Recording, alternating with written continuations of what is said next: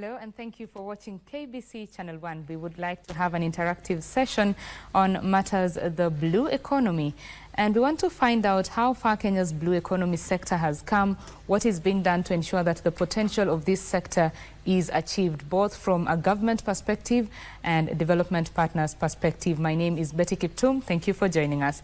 In studio with me, I have Salim Mvurya, who is the Cabinet Secretary in charge of mining, blue economy and maritime affairs. Thank you for joining us. Thank you, Betty.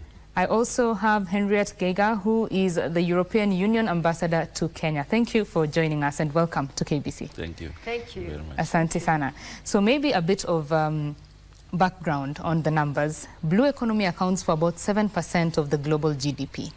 This sector supports 8% of the world's population. This is where they derive their livelihoods. And $161 billion annual revenue generation. In the Kenyan context, it has the potential to generate about 5,000 jobs annually, $4.8 billion to the Kenyan economy annually. This is quite big. I'll start with you, Bwana CS. Where are we currently in terms of tapping our blue economy potential? Thank you very much, Betty. And first of all, I want to recognize that Kenya, among other countries, has been able to profile blue economy to the level of having a standalone ministry, so that we can have an opportunity to, inspire this sector even much better. So what we've done as a ministry up to now is we've been able to map out the key investment opportunities, both in the Indian Ocean and also in the inland waters. And in this, we've been looking at what is it that we can do as government to create an enabling environment that can inspire investments in the blue economy sector. And when I say blue economy sector, we are not just talking about fisheries, but we are talking about, we are looking at the other components, the other components to do with shipping, the components to do with renewable energy, the components to do with beach tourism, and of course fisheries, and also in terms of infrastructure. So we've been able to look at what is the potential for Kenya, for example, in the Indian Ocean, and what is the potential for Kenya in the lake waters, to inspire this sector. And in that respect, we have been able to draft a national blue economy strategy that puts together guidelines that are going to be very useful to propel this sector in the future. And maybe as we discuss, I will also give you specifics on the areas that we have been able to map out, yes, and the resources that government has allocated to inspire the investment in those sectors. Definitely, we shall be getting those details in just a little bit. Let me bring Ambassador Geiger to the conversation. What do you think is the role of maybe development partners in harnessing this sector, considering how much investment it needs? Yeah. So, as investment partners and development partners, the EU is of course only one of the several here in Kenya. But we have been big in the blue space because we are convinced that there's no green without blue. So you need basically a green blue to harness the full potential of the Kenyan economy. And we have seen that Kenya has so much potential in the blue space that is still unexploited. So early on, we have started to develop together with the CS, the Blue Economy Strategy. So the EU has supported this because we think that it's the government's responsibility to create the enabling environment. And with the enabling environment, then you can attract investment, but you have to create the framework, the base conditions, both for blue economy around the ocean, but also inland waters, which is very important. So the EU has worked as as a development partner with grants in the counties bordering the Indian Ocean here in Kenya. And the idea was to develop that space in an integrated way, looking at maritime resources, but also on-land resources and connecting them. So economic development, environmental protection, tourism development. And we even integrated Taita Taveta, which is not on the sea, as part of this integrated approach. So our idea is then here also to have the enabling environment on the coast together with the national framework, the policy framework, then have the best conditions for having the investment. And the EU is of course aware that grants are not sufficient. That's why we're increasingly working in a combination of grants and loans, so that the grants can enable loan and investment packages. And last year with the CS, we went with all the EU ambassadors to the coast to draw awareness of the entire nation to the potential that the blue economy has.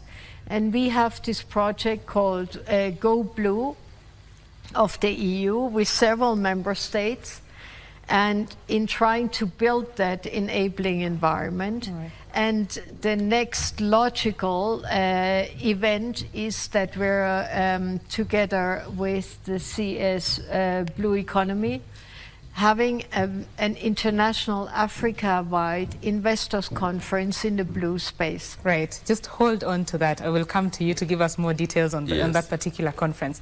Bwana CS, I want to throw it back to you. She has mentioned the policy framework that has to be there, established by the national government. Of course, we know that this is already in place. Yeah. Now, what are the actual projects that are going on in the blue economy sector from your end? Okay, what we've done, first of all, before I go into other specifics, I want to say that we have been having a collaborative effort in the Go Blue project, which has been an integrated project in terms of, capacity building for youth, but also looking at specific support to fishermen. And also even tapping into local universities in the coast. In addition to that, we have mapped out the region, for example, the Indian Ocean, because if you look at the sector of fisheries, for example, fisheries is still very traditional, very traditional in terms of equipment, but also very traditional in terms of low investments. So one of the areas that we have been addressing in fisheries, for example, is to ensure that we empower fishermen so that they can delay sales. Because in fish, delaying sales is very, very critical for bargaining purposes.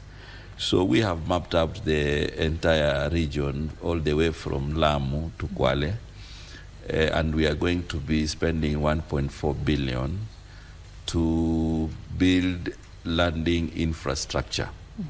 That is going for a model landing infrastructure. Will have a cold room, it will have an ice making facility, it will have also an area for basic value addition, and it will have an area also for storage. So we've done a mapping, all the way from Mokoe. We are going to do a landing site in Mokoe. We are also going to do a landing site in Kipini, which is in Tana River. We've already done landing sites, 2 in Kilifi, Ngomeni and Kichwa Chakati, and we are also doing Kilifi Central. We are doing Kidongo in Mombasa. We are also doing Moepe, Gazi, and Vanga in Kwale.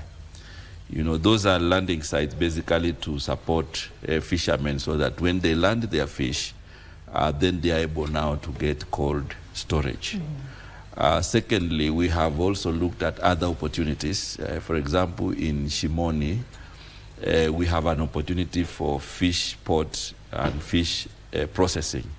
So the government is putting in a 2.6 billion investment for fish processing, which later will be with a PPP, a private sector, to run it.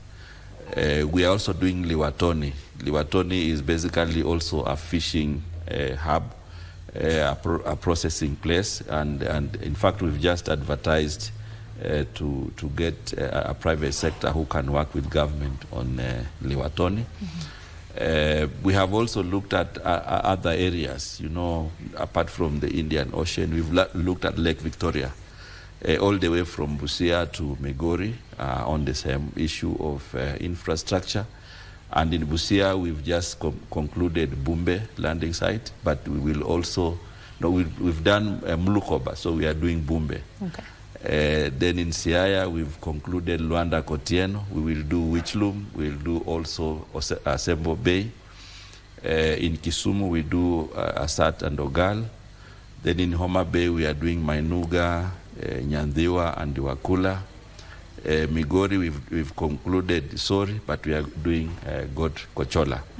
We are equally spending 1.4 billion in the Lake region. We are also doing Kalokol in Lake Turkana. We are also doing a landing site there. On one side of the lake in Turkana County, but also in Marsabit, which is also within Lake Turkana. We are doing one in Baringo at Kampia Samaki, and also in Lake Naivasha. So that's the part of landing infrastructure. But you know also fisheries has another component. In the ocean, we have mariculture. In the inland waters, we have aquaculture. So on matters aquaculture, we want to propel Kenya, you know, to the international level. So we are working on a center of excellence in Kabonyo, Kanyagwal, and we are working with the government of Hungary to have a training center, a center of excellence, which should be costing us $1 billion. Then we also have Sagana, which we are concluding for the Mount Kenya region, as well as Kiganjo. You know, these three centers now will be profiling our country on matters aquaculture. But now in the coast region, we have mariculture, which is seaweed, crab farming, oyster farming, shrimp farming, which is also a very lucrative investment, especially around Ungwana Bay. Ungwana Bay is this place between Malindi and Kipini. That stretch provides a special habitat, you know, for fish breeding. And we have several of those in the Indian Ocean that we have identified, which we also be looking at in terms of profiling. So on mariculture, we are doing a center for mariculture, which we are doing in Shimoni at a cost of around 800 million, which is already on the ground. And we are doing this because seaweed farming, for example, is very lucrative. Currently, I think in East Africa, Zanzibar is way ahead of us. And we are looking forward also to provide a platform for Kenya to also invest in seaweed farming. All right. Yeah. So, Bwana CS, I would like to get your thoughts on conservation efforts, especially for this sector. But also in there, I'd like you to answer the question on developing value chains. Okay. Ensuring that the fish that we produce here can actually meet the standards in those markets, because we've seen in other value chains our shipments being, you know, stopped from entering those markets. How do we make sure our farmers are meeting the standards? Yeah, first of all, I want to agree with the ambassador that the issue of climate change is real. And even though in other sectors they may not see it, but in blue economy we have witnessed this. This entire discussion on Hidaya cyclone is part of that, and it has affected greatly fisheries activities. And marine activities in general, because you see, like that time, even though Kenya was not hit by the cyclone, we had a very big impact. We saw that boats moved from all the way from Zanzibar to Kipini, you know, and you know, fishermen had to be rescued. Then we have rising waters. You know, recently we also had rising waters in the ocean around Mutuapa. We have rising waters in Lake Victoria. We have rising waters in Naivasha, Baringo. Turkana, the last time I was there was a lot of flooding, which, you know, no rain, but it's flooding. Just now, we also have a situation in Lake Jipe. It is drying, you know, the catchment has changed course, you know, so we have quite a number of those issues. And the presidential rallying call for 15 billion trees. We are also doing mangrove, you know, in like in the Indian Ocean. It is part of what we are doing, because we also need to have conservation efforts that are going to, you know, improve the Indian Ocean. So we are doing mangrove. In fact, I was in Kipini last week on the same program, just also to restore, you know, the Indian Ocean. Apart from that, we have other efforts with NEMA, especially on the area of plastics. We have a whole campaign to ensure that we address this matter. So it is real, and we are taking action. The other part of the question was the value chains, building of value chains. Yes. Actually, the reason we are doing landing infrastructure is because we would want to provide space for the first point for value addition, because the landing infrastructure will provide an area for processing, cleaning, and then we link to the market. We banned the importation of tilapia, for example, because we know the country has capacity. We have a number of processors here in Nairobi that we have linked, you know, to standards, so that they conform to the standards of the EU and other markets.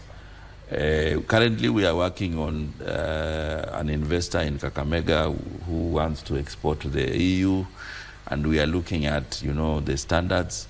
So what we have encouraged the investors is basically also, if you want to export, then you need to know the kind of standards that are required. And already we have some of them who are exporting to America and also the EU.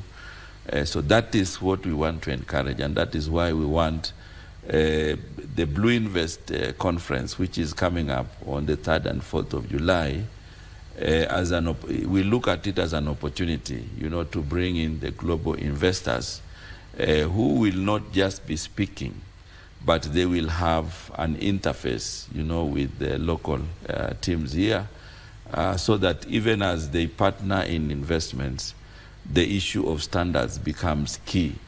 And we have also done this in our regulations. We have 8 regulations that we have done.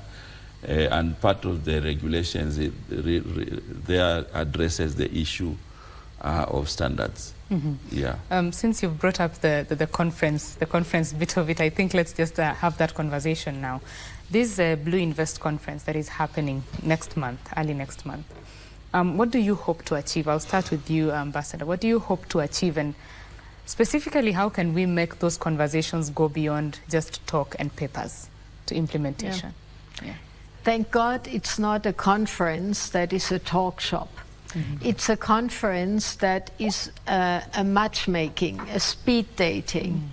So it brings together people who pitch with their business idea or their small business, and the investors are there to listen and to pitch for making investments in that or in another business. So the idea is to bring together, but not only Kenyan businesses and investors, but this is thought for the whole of Africa. The whole of Africa, and bringing in investors from Europe, but also from other parts of Africa together here. So it's enabling investment in the blue space. and many of the companies invited have very innovative ideas. It's not only about fishing, it's all kinds of businesses in the blue space. And we have already signals that investors are very interested in that. So hopefully we'll get very concrete deals out of it, and not only for Kenya, but across Africa. We have participants from other countries, many of them. And then, of course, on top of it, we want to give a signal about the importance of the blue space for the economy of Africa. So the EU has been doing a similar conference on the Seychelles, also for Africa. And the EU is very grateful that Kenya has now agreed to host this new one. Because it's one thing to do this conference on an island, and it's the other thing to do it on mainland Africa. Mm-hmm. So that's why we have very high hopes that this will give us an incredible traction and push in the blue investment space. Right.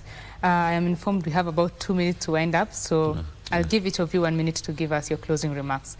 What is the way forward for blue economy in Kenya, Bwana CS? Okay, and unfortunately the 2 minutes is... I really wish we had more. There's a lot to discuss. Because you see the issues, the way forward, first of all, we are very excited about the conference because, you know, you talked about standards and opportunities. The blue economy is not just, you know, the small things we have said here. We have the entire area of maritime because 90% of international trade happens in the ocean. So when you talk about standards, we're also looking at how do we prepare Kenyans, you know, to have standards that can be accepted internationally. And that is why within Blue Economy, we have this program on seafarers. Kenya now has been elected to be in the IMO category C. So Kenya's profile already is very high, and therefore part of the standards that we are doing is to make sure that we domesticate the IMO regulations in our country so that we can still meet the threshold of being a maritime country, that we'll have vessels, we'll have ships plying the trade within the ocean. And part of the standards that we are doing as a way forward now is to make sure that we upgrade Bandari Maritime Academy to be a center of excellence for maritime affairs. And we are doing a 2.4 billion project for survival and training to upgrade, you know, to make sure that it meets the international standards. So I think the standards we talked about earlier were fisheries, but you know we have now much more than that. So the way forward is to ensure that we continue with this trajectory. We continue working with our development partners, but we also continue to profile blue economy as a key pillar of the country's investment. So in that conference, we also expect that we will have investors, for example, in small ports, investors, you know, in different matters. Right now, Kenya, we are working towards a situation where we can do vessel building. I'm sure you already know that we have done some 2 vessels, MV Uhuru 1 and 2 in Kisumu. But now we are looking at boats. You know, the boats we don't have to buy from outside, so we are working with the shipyard. And we already have test boats that they have done. And in the future, then we should be making the boats here in Kenya. We look forward to launching one into the ocean. Right. Madam Ambassador, please. I just hope that the support of the EU will help catapult Kenya into a green-blue economy. And this cannot be achieved with grants, and it cannot be achieved from the outside.